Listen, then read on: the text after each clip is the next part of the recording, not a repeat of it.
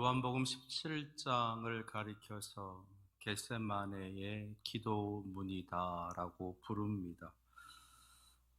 예수님께서 이 땅에 마지막으로 기도하고 계시는 그 내용이 기록되어져 있고, 예수님의 거룩한 삶을 정리하는 그러한 기도가 함께 담겨져 있습니다.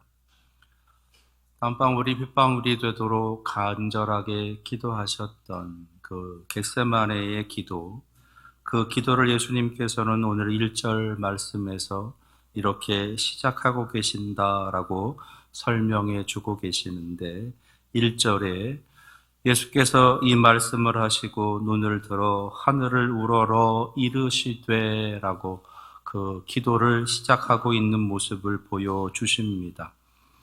여기서 이 말씀을 하셨다라고 하는 것은 예수님께서 공생의 삶을 살아가시면서 가르치시고 전하고 여러 섬기는 모습으로 보여주셨던 예수님의 모든 삶의 모습들을 가리키는 것이에요. 특별히 마지막 6월절을 보내시면서 제자들과 함께 이제 만찬을 나누시고 제자들의 발을 씻겨주시고 예수님께서 이 땅에 간절하게 원하고 있었던 내용들을 제자들에게 하나하나 알려주셨던 요한복음 13장에서 16장에 있는 말씀까지도 함께 포함되어지는, 그래서 예수님께서 이 땅에서의 간절하게 들려주시고 싶었던 내용들의 말씀을 다 하신 후에 이제 예수님의 시선이 하늘을 향하고 있다라고 말씀해 주고 계십니다. 그동안은 세상을 향했었던 시선이었고, 특별히 사랑하시는 제자들을 향하시던 그런 시선이었는데, 이제 그 눈을 들어 하늘을 우러러 보았다라고 기록을 하고 있습니다. 겟세마네 기도는 예수님께서 이 땅에서 하셨던 마지막 기도, 이제 이 기도를 마치신 후에 붙잡히시게 되고 이제 모진 고문 끝에 고통 가운데 십자가를 지시고 마지막 삶을 살게 되십니다. 다시 말해서 죽음을 눈앞에 두고 있는, 죽음이 바로 앞에 있는 그런 상황에서 주님께서는 세상을 향하시던 그 시선을 이제 하늘을 향해서 바라보고 계신다라는 거예요. 이 말씀을 묵상하면서 결국 우리가 마지막으로 보아야 할 것은 하늘이다. 저 하늘을 바라보면서 우리가 소망을 다시 한번 가져야 된다라고 하는 생각을 하게 되었습니다.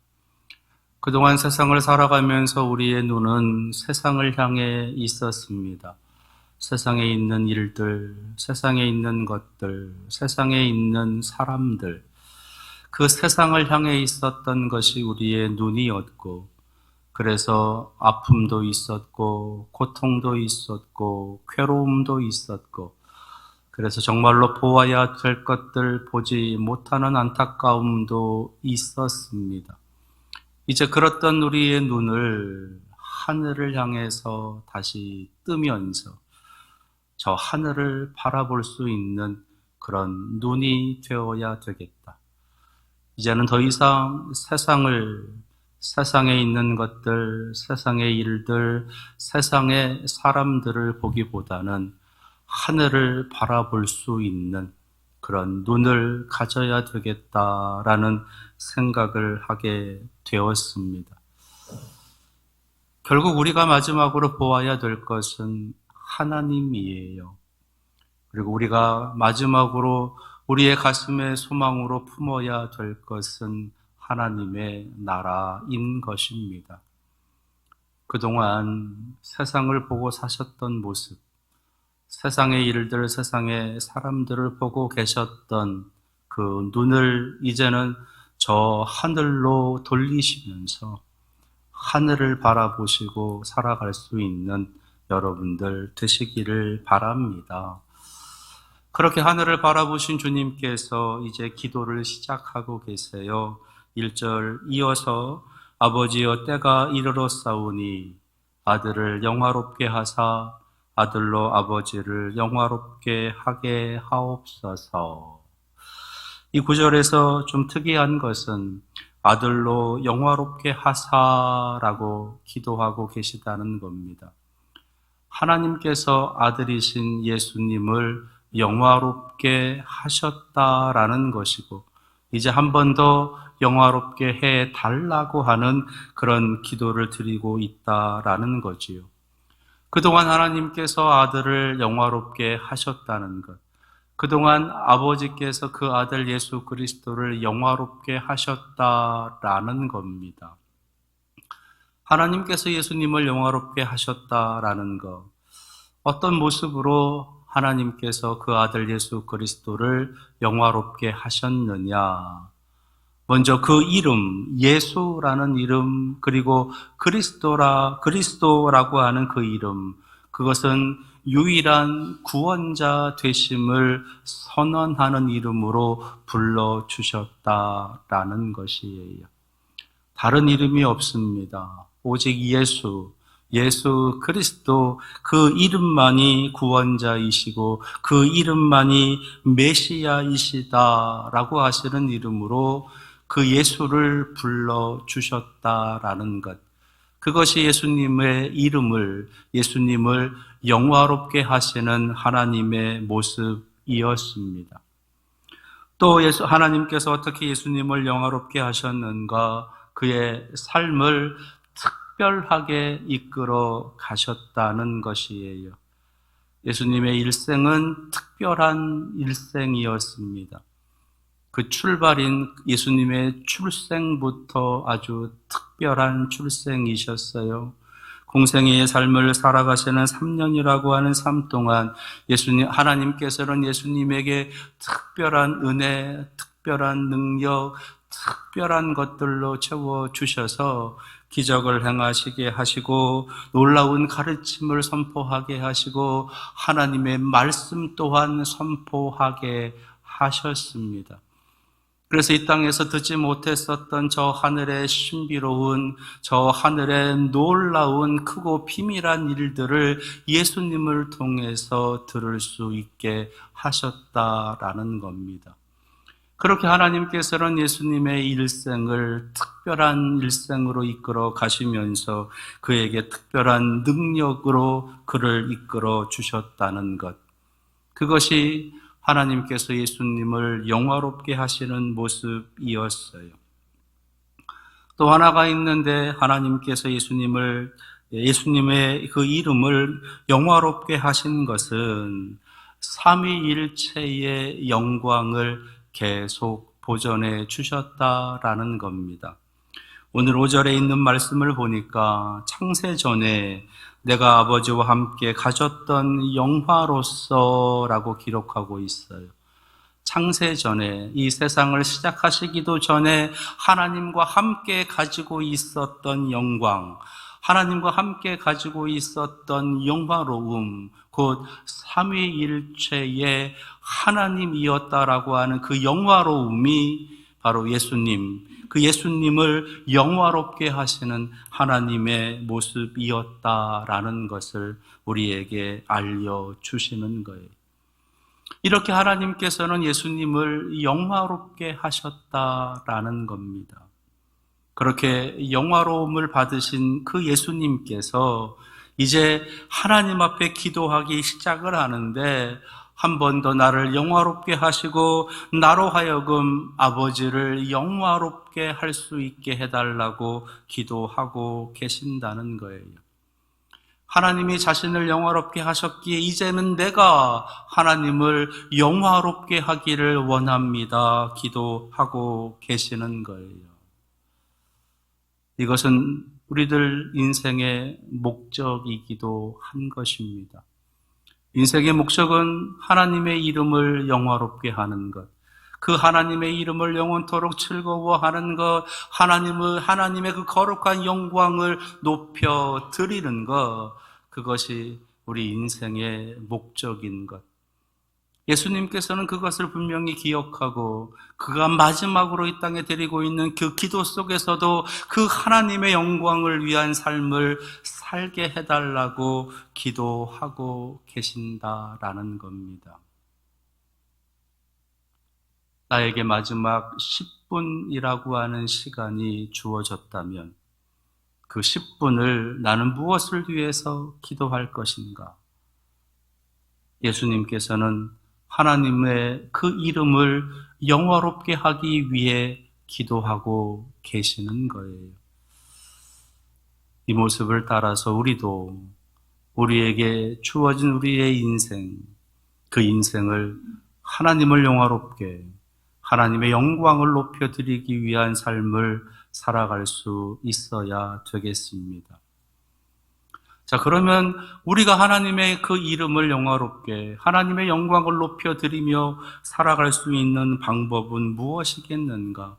오늘 이 기도 속에 담겨져 있는 예수님의 모습 속에서 우리는 그것을 찾을 수가 있는 것이에요. 예수님께서 하나님의 영광을 높여드리셨던 모습, 예수님께서 하나님의 이름을 영화롭게 그렇게 올려드리고 있었던 그 모습, 그것이 바로 우리가 닮아가야 될 모습이기도 한 것입니다. 자, 그러면 예수님이 하나님의 영광을 높이시는 방법, 하나님의 영광을 높이셨던 그 모습은 무엇인가? 첫째, 아버지의 뜻에 순종하시는 모습으로 하나님의 영광을 높이셨다라는 겁니다. 아버지의 뜻에 순종하는 것. 보통 하나님의 영광을 높인다라고 하면 예배를 생각을 해요. 그리고 경배와 찬양을 생각을 합니다. 우리의 입에서, 우리의 마음에서 하나님을 찬양하는 것, 하나님을 높여드리는 것, 하나님의 이름을 부르며 하나님을 자랑하는 것, 보통 그렇게들 생각을 하면서 예배를 떠올립니다. 근데 오늘 말씀 속에서 예수님께서 하나님의 영광을 높이시는 모습은 하나님께 순종하는 것이다 라는 겁니다. 하나님이여 나를 한 번 더 영화롭게 하사 이 아들로 아버지를 영화롭게 하게 하옵소서. 이 구절은 마태복음, 마가복음, 누가복음에서 그들이 그 복음서에서 이 구절을 이렇게 우리에게 알려주고 있는데 예수님께서 마지막으로 기도하셨던 그 기도의 내용을 마태, 마가, 누가는 이 잔을 내게서 지나가게 하옵소서. 그러나 나의 원대로 마옵시고 아버지의 원대로 하옵소서라고 기도하고 계셨다라고 우리에게 알려줍니다. 이것을 사도 요한은 하나님을 영화롭게 하게 하옵소서라고 기도하고 있다는 것이고 하나님을 영화롭게 하는 모습은 바로 하나님의 그 뜻에 순종하는 모습이었다는 거예요. 예수님이 입술로 하나님을 찬양하는 것, 성도들과 함께 하나님을 예배하는 것, 그것이 아니라 하나님의 뜻에 순종하는 것. 하나님의 뜻에 순종하는 것. 예수님께서 하나님의 뜻에 순종하는 그 마지막 모습은 무엇입니까? 그것은 죽음이에요. 십자가를 지고 골고다를 올라가셔서 이제 그 십자가에 못 박혀 죽으시는 것. 그것이 바로 예수님에게 있어서 하나님을 영화롭게 하는 방법이었다라는 겁니다. 물론 우리가 모여서 하나님을 찬양하고 하나님을 예배하는 것 너무너무 중요한 일이에요. 그러나 우리가 흩어진 이후에 이 땅에 살아가는 삶 속에서 우리가 하나님을 영화롭게 높여드리는 하나님의 영광을 드러내는 방법은 하나님의 말씀에 순종하는 것, 하나님의 뜻에 순종하는 것이었습니다. 우리가 이곳에 모여서 하나님을 예배한 후에 이제 각자의 삶으로 흩어져 살아가게 돼요. 살아가는 동안 우리가 삶 속에서 하나님의 말씀에 하나님의 뜻에 순종하며 살아가는 그 모습이 바로 하나님을 영화롭게 하는 모습이다라는 거예요. 교회에서만 하나님을 예배하는 것이 아니라 우리가 살고 있는 우리의 삶의 모든 현장에서 하나님을 예배하고 있다는 것, 그것은 하나님의 뜻에 순종하는 것이다라는 겁니다. 그래서 야고보서에 보시게 되면 행함이 없는 믿음은 그 자체가 죽은 것이다. 영혼 없는 몸이 죽은 것 같이 행함이 없는 믿음은 죽은 것이다 라고까지 말씀하시는 거예요. 우리의 삶 속에서 하나님을 향해 살아가는 삶, 하나님의 그 거룩함을 드러내는 삶, 하나님의 영광을 높여드리는 삶은 예배만이 아니라 우리가 살고 있는 삶 속에서 우리가 하나님의 뜻에 순종하는 것, 하나님의 말씀에 순종하는 것이다 말씀하시는 겁니다. 그래서 저 죄를 지은 사울 왕을 향해서 사무엘 선지자가 말하고 있는 구절이 있지요. 순종이 제사보다 낫다. 순종이 예배보다 낫다. 우리는 이 말씀을 기억해야 됩니다. 그리고 이 말씀을 기억해서 우리의 삶 속에서 순종을 통해서 하나님의 영광을 높여드리는, 하나님을 예배하도록 살아가야 되는 것이에요. 그것이 우리의 믿음이어야 되고 그러한 믿음으로 성숙되어져 가야 되는 겁니다. 믿음은 크게 두 가지 종류가 있어요. 먼저 하나는 우리의 구원을 위한 믿음이 있습니다. 그 아들 예수 그리스도를 통해서 우리에게 주시는 영원한 생명, 그 생명의 길로 들어가는 구원, 독생자 예수 그리스도를 믿음을 통해서 우리의 영혼이 다시 살 수 있는 그 구원을 위한 믿음이 있는 것이에요. 그래서 지금 우리가 이 자리에 와 있는 것입니다. 그 믿음을 가지고 이 자리에 와서 하나님을 예배하고 있는 겁니다. 그 구원을 위한 믿음이 하나이고 또 하나가 있는데 그것은 순종을 위한 믿음이에요. 구원을 위한 믿음, 순종을 위한 믿음, 그 믿음이 우리에게 있어야 되겠고 그 믿음으로 자라가야 되는 겁니다. 그저 내 영혼 하나 구원받는 것으로 끝나는 믿음이 아니라 이 땅에서 하나님의 영광을 드러내고 하나님을 영화롭게 하기 위한 순종의 삶을 살아가기 위한 그 믿음이 또한 우리에게 있어야 되는 것이에요. 예수님께서 지금 보이고 계시는 그 믿음은 바로 그 순종의 믿음, 그 순종을 통해서 하나님의 영광을 높여드리는 것이었습니다. 우리 사랑하시는 분익교회 성도님들, 구원의 믿음만으로 끝나지 마시고 여러분들의 삶에 순종의 믿음을 통해 하나님을 영화롭게 할 수 있는 우리 여러분들 다 되시기를 축원합니다. 또 하나 예수님께서 하나님의 영광을 높여드리는 방법, 그 두 번째는요, 맡기신 자들에게 하나님을 알게 하는 것, 그 일을 하시는 것이 하나님의 영광을 높여드리는 것이었어요. 맡기신 자들이 하나님을 알게 하는 것. 오늘 2절 말씀을 보니까 아버지께서 아들에게 주신 모든 사람에게 영생을 주게 하시려고 만민을 다스리는 권세를 아들에게 주셨음이로소이다 기록합니다. 영생을 주게 하시려고, 만민에게 영생을 주게 하시기 위함, 그것이 하나님께서 예수 그리스도를 우리에게 보내주신 이유예요. 근데 여기서 영생이라고 할 때 그 영생이라고 하는 단어를 생각하면서 우리가 떠올리는 것은 천국이에요. 천국, 하나님 나라, 저 하늘나라. 그래서 이 땅에서의 삶이 아니라 저 하늘에서의, 우리가 죽은 후에 또는 부활 승천한 후에 이 예수 그리스도께서 이 땅에 다시 오셔서 우리를 데리고 가실 그 나라, 그 하나님의 나라, 하늘나라, 천국을 생각합니다. 근데 예수님께서 말씀하고 계시는 그 영생은 그런 의미가 아니라는 겁니다.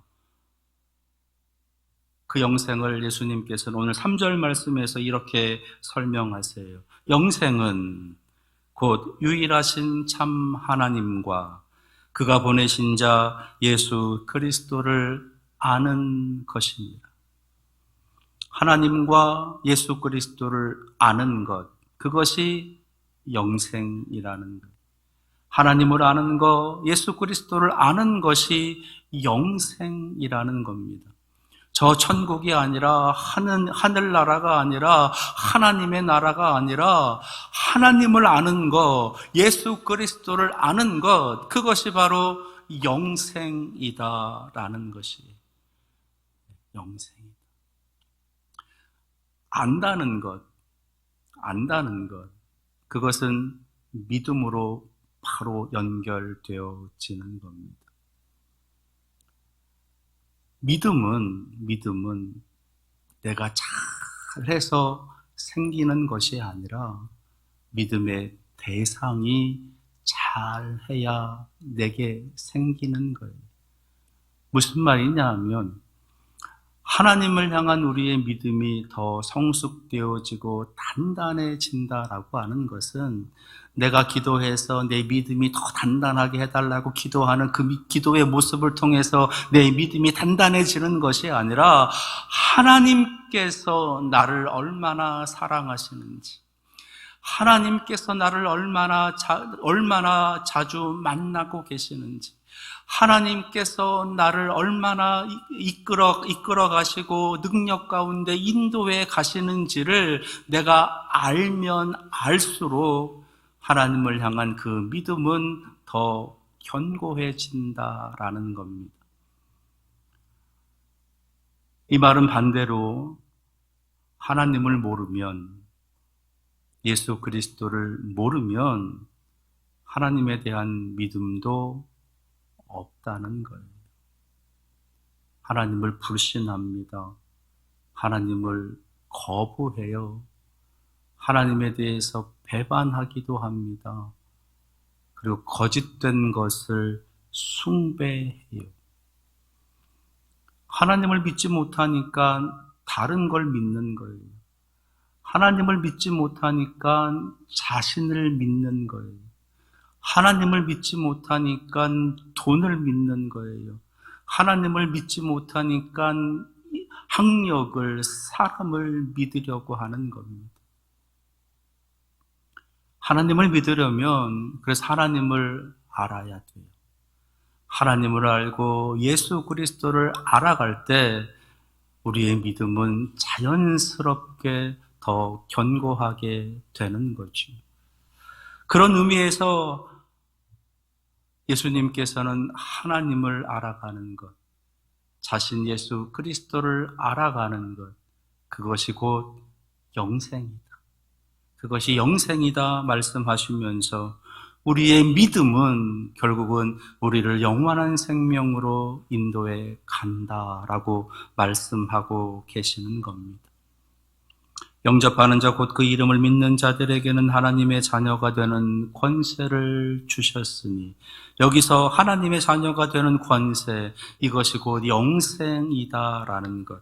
근데 그 조건은 무엇이냐? 그 이름을 믿는 자들에게. 믿으려면 알아야 돼요.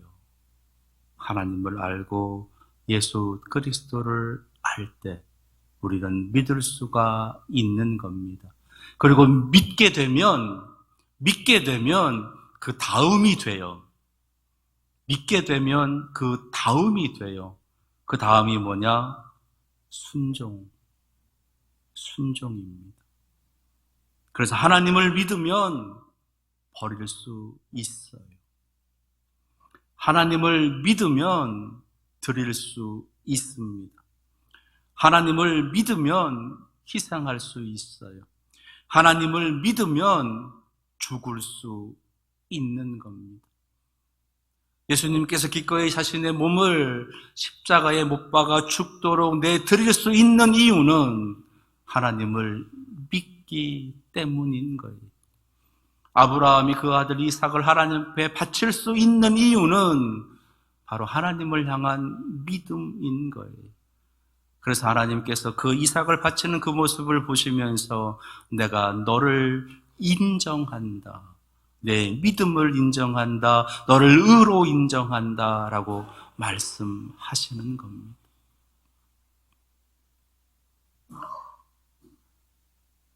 우리가 버리지 못하는 이유, 우리가 희생하지 못하는 이유, 우리가 양보하지 못하는 이유, 우리가 버리지 못하는 이유, 우리가 죽을 수 없는 이유, 그것은요, 하나님에 대한 우리의 연약한 믿음 때문이기도 한 것입니다. 놀랍게도 예수님께서는 그 일을 위해서 이 땅에 오셨고 제자들에게 하나님을 알도록 예수 그리스도를 알도록 그의 공생의 모든 사역을 가르치고 전하고 섬기는 사역에 집중하고 계셨다라는 겁니다. 자, 그렇다면 우리도 이 땅에 살아가는 동안 그러한 삶을 살아가야 되지 않겠습니까?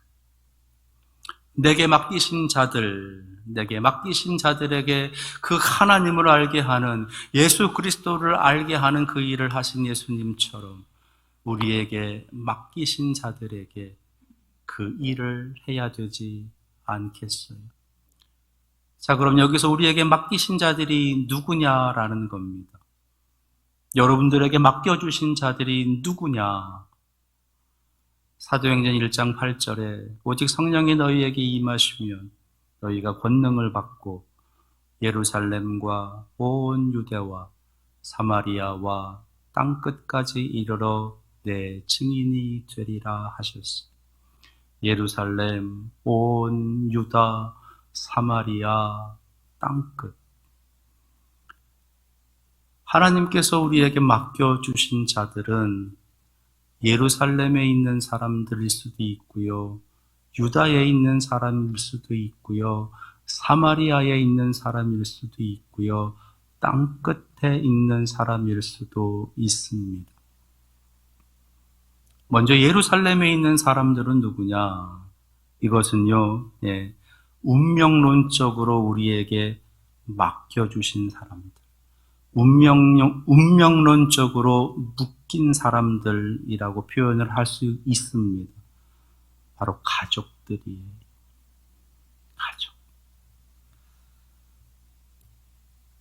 아내, 남편, 아들, 딸, 손자, 손녀, 할아버지, 할머니, 며느리, 사위, 우리 가족들. 그 예루살렘에 있는, 예루살렘으로 표현되어지고, 우리의 삶 속에서 우리의 어떤 인생에 있어서 운명처럼 묶여있는 그 사람들에게 먼저 증인이 되어라. 이 말씀을 묵상을 하면서 이번 설명절 우리가 맞이하게 되는데, 올해 맞이하게 되는 이 설명절, 그 예루살렘에 있는 운명처럼 우리에게 묶여 있는 그 사람들에게 하나님을 소개하고 예수 그리스도를 소개할 수 있는 그런 시간을 가지면 좋겠다라는 생각을 해보게 됐습니다. 가족들을 위해서 기도하시나요? 가족들을 위해서, 그의 영혼을 위해서 기도하십니까? 아직 예수 그리스도를 믿지 않고 있는 이들, 아직 하나님의 품으로 돌아오지 않고 있는 그들을 위해서 여러분들은 기도하시나요? 여러분들이 입술을 열어서 하나님이 당신을 사랑하십니다. 하나님이 당신을 사랑하십니다. 예수 그리스도께서 당신을 사랑하십니다. 라고 하는 이 한마디의 말을 하십니까? 네 인생 네가 알아서 살아가야지 뭐. 내가 아무리 말한들 무슨 소용이 있겠어. 내가 교회 다니는 거 알고 내가 예수 믿는 거 알고 있으니까 굳이 말하지 않아도 다 알고 있겠지. 아니면 다른 것들, 다른 생각, 다른 일들 때문에 정말로 우리가 해줘야 될 이야기 하지 못하고 말해야 줄 것들 말하지 못하면서 그렇게 보내고 있는 것은 아닌지. 이번 설명절 이런 도전이 여러분들에게 있기를 원합니다. 예수님께서는 바로 그 모습을 통해서 하나님의 이름을 높여드리고 있었다는 것, 하나님을 영화롭게 하셨다는 거예요. 여러분들이 하나님의 이름을 전할 때, 하나님의 사랑을 전할 때 하나님께서는 기뻐하시고 하나님께서는 영광 받으신다라는 겁니다. 이번 명절 하나님의 사랑을, 예수 그리스도의 사랑을 전하실 수 있는 그런 은혜의 명절을 보내시는 여러분들 될 수 있기를 바랍니다. 예수님께서 하나님의 영광을 높여드리는 방법은 두 가지였어요. 하나는 순종이셨고 또 하나는 알게 하시는 것이었습니다. 이제 우리가 해야 할 일 또한 순종이고 알게 하는 일이세요. 명절을 보내시면서 그 하나님의 사랑을, 예수 그리스도의 사랑을 알게 하시고 그것을 위해서 오늘 우리에게 들려주시는 이 말씀에 순종하심을 통하여 하나님을 영화롭게 하시는 여러분들 되시기를 축원합니다. 기도하겠습니다. 예수님께서 하나님을 영화롭게 하시는 모습을 우리에게 알게 하십니다. 먼저는 순종하시는 모습이셨고 또 하나는 하나님을 알게 하고 예수 그리스도를 알게 하는 것이다 말씀하십니다. 우리의 입을 열어 우리와 함께하는 이들에게, 사랑하는 가족들에게 하나님을, 예수 그리스도를 알게 할 수 있는 그런 담대함을 허락하여 주시어서 하나님의 영광을 높여드리는 우리 사랑하시는 성도들 되게 하옵소서. 예수 그리스도의 이름으로 기도합니다. 아멘.